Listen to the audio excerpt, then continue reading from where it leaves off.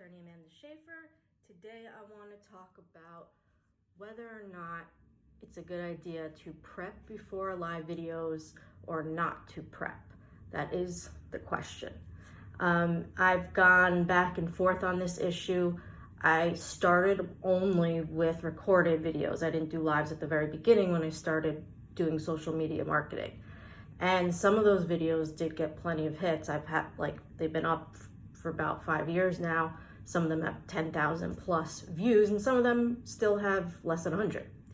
I'm sure it's topic specific, but I've tried to repeat some of those more popular topics in other tape videos and other live videos and didn't have as much success. So I'm still trying to figure that whole thing out.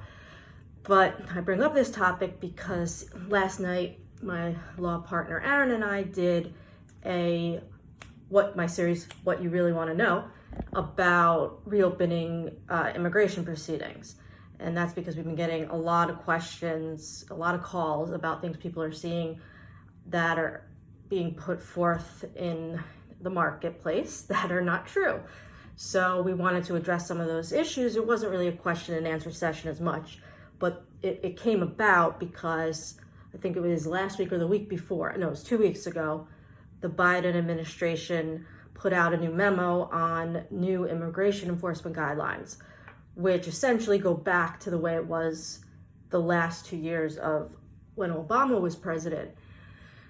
So a lot of people are thinking now that they can file for things when they can't necessarily do it. The memo was 13 pages and it covered a wide variety of immigration matters. So what I did was I went through the memo and I outlined it for Aaron and myself.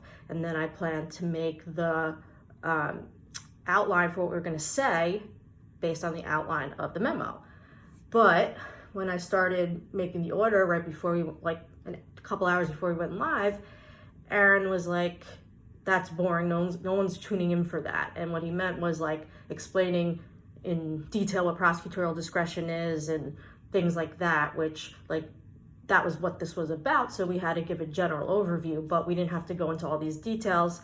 But I still wanted the details in case we were asked questions about it. And this is how I normally prepare for our question and answer sessions or What You Really Want to Know lives. Pretty much all our lives except for the game show, because I don't have to prepare, I prepare different things for that. I obviously, if I know the topic area, prosecutorial discretion was an area that we dealt with a lot like 5-6 years ago.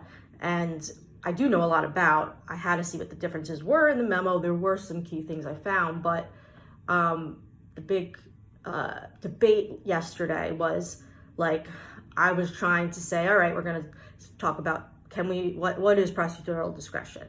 What is administrative closure? Can I get my case reopened? The reason I named it, can I reopen my case, is because that's the question people are asking. So I realized quickly that Aaron was right. He was the one saying we don't, Aaron always wings it, that we don't need to prepare, and he's right. I mean, we do know all this stuff, and I had read over the memo and outlined it.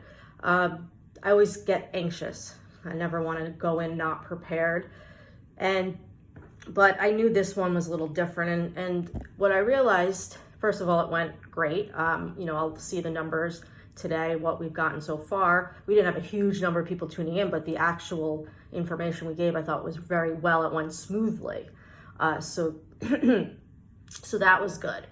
But knowing what to prepare and what not to prepare is, especially for these lives, are not easy, because you're supposed to be more off the cuff, like I'm doing here. And if you forget something, you forget something. So I always feel a little uneasy about doing it, but he's right. And then I realized at the end, afterwards, that the thing that we should be focusing on, although, look, we're trying to give out good information, correct, true information on what's going on, we're also obviously doing it to attract clients.